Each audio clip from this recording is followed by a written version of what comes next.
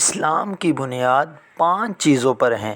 حضرت عبداللہ بن عمر رضی اللہ تعالی عنہما سے روایت ہے کہ نبی کریم صلی اللہ علیہ وسلم نے ارشاد فرمایا: بنی الاسلام علی خمس، شہادت ان لا الہ الا اللہ وان محمد رسول اللہ واقام الصلاۃ وایتاء الزکوٰۃ والحج وصوم رمضان۔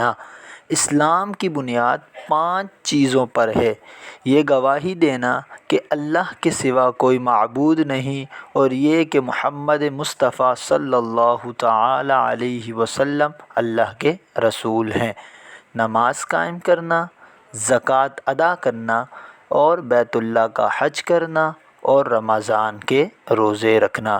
اگر ویڈیو اچھی لگی ہو شیئر کریں اور چینل کو سبسکرائب کر دیں۔